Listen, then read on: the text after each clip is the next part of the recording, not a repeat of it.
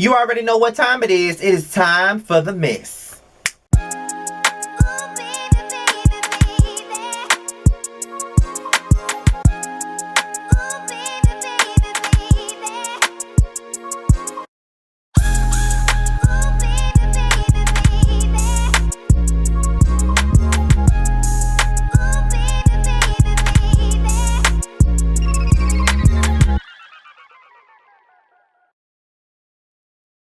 What's going on, everybody? This be your boy Scotty, and we're here for Yes for the Mess, and we're here to talk about Tim Norman. And if you don't know who Tim Norman is, I'm pretty sure you watched the show that was on about this big restaurant in St. Louis called Sweetie Pies. So let's get right on into the mess. So Tim Norman is in a lot of trouble right now. He has a mug shot where he cheesing his ass off.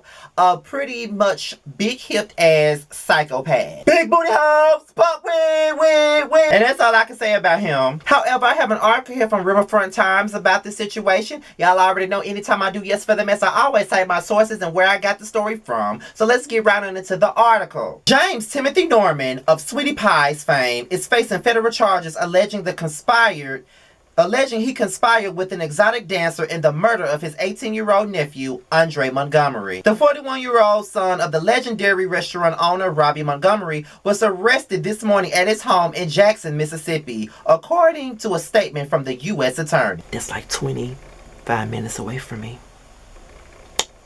25 minutes away.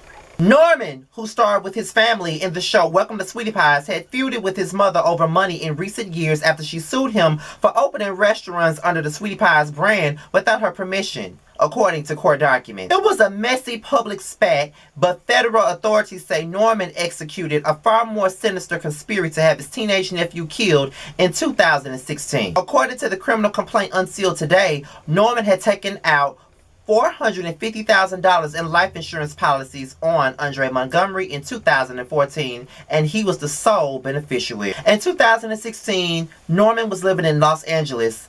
Phone records obtained by investigators show that leading up to Andre Montgomery's murder, Norman and a Memphis-based dancer named Tiara Ellis headed to St. Louis and communicated over burner phones.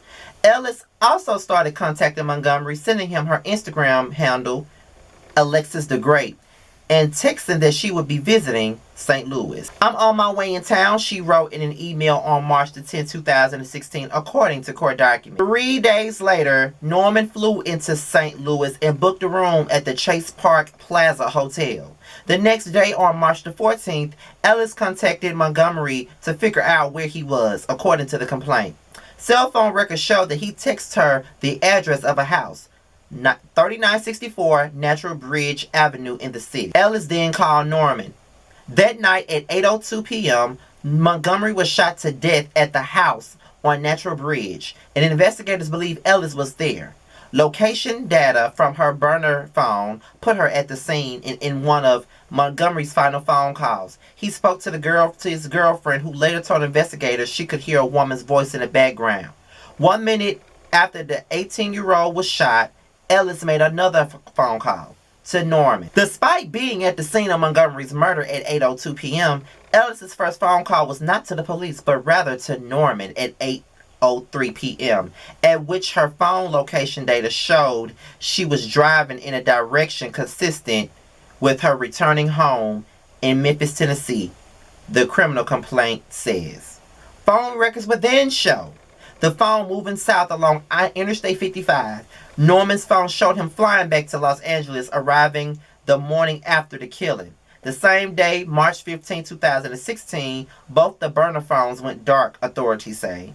Back in Memphis, Ellis began depositing money, $3,020 in a checking account that had previously had a negative balance, and another $4,340 in a savings account opened the same day. March 17, 2016, she deposited another $1,900. On March the 22nd, 2016, she and her mother and daughter flew to Los Angeles. There is not much information in the court records about what they did there, but authorities say location data from her mom's phone showed that on at least one occasion they were with Norman. At the end of April 2016, Norman wired Ellis $700. Norman waited a week to try to collect on his murdered nephew's life insurance policy, authorities say. On March the 21st, 2016, he called the bank but never provided all the documentation required and still hasn't gotten the money, according to court record. He's now being held without bond at a jail in Madison County, Mississippi. That's where I'm from, Madison County. He and Ellis have been charged with conspiracy to use interstate commerce, faculties, and commission for a murder for hire resulting in death. The case is being investigated by St. Louis police and the FBI. That was the mess that's going on with Tim Norman and his and some exotic dancer that he probably hired to kill his nephew. Baby, listen, I know a lot of people been talking about how they can't believe that he would do this and all this other stuff, but let me just go ahead and tell you, Jennifer Williams already said the nigga was crazy. She said that he was stalking her. She said that he was doing all kinds of things to her. So I mean, I know that she's a messy ass bitch and she's a liar, but she wasn't lying about this. Like, any man that can sit up there and get his own damn nephew murdered for some fucking money ain't shit to be played with. And on top of that, my mother and I were just sitting down talking about this, and she even pulled up an episode of Sweetie Pies where where Tim and his mama went on the same exact street that Andre's father was killed on, and they would sit up there talking about they had a whole bunch of family members that got killed on that very street,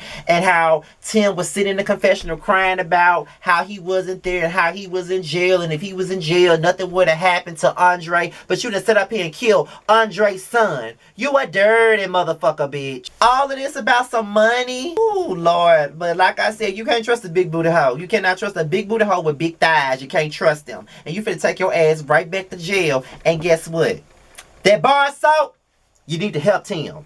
That's what y'all got to do. Because once he get up in that jail cell, he got all them thighs and all them hips and thighs and ass. I'm pretty sure that his cellmate, Slim Jim, gonna be feasting on that ass soon as he get there. I just can't believe that though. But like I said, anybody that can sit up there and cheese like he is on his motherfucking mugshot, you know that he a crazy motherfucker. He would do anything. So you can't put nothing past the motherfucker these days. Like, anytime you do that to your own goddamn family, something is seriously wrong with you. But what do you guys think about it? Are y'all surprised that Tim did that to his nephew, or are you not surprised? And I mean, I just want to know what the hell y'all think about the situation, because this shit is a hot ass mess. I just, baby, the lengths that people will go to just to get a dime is amazing to me. It's just crazy. With that being said, you guys, this is my episode of Yes for the Mess. Be sure to like, rate, comment, and subscribe to my channel. Be sure to follow me on social media at Instagram at Scotty_by_nature, and on Twitter, ScottyByNature1 is my new Twitter handle. Be on the lookout for the next episode of The Prelude on Wednesday with me and Jamar. We have special guests giving you the real tea, Josiah's World TV, and a very special welcome to my girl, Layla Lynn. Be sure to tune in, and I'll see y'all then. With that being said, you guys, I'm out here. Until next time, peace and blessings.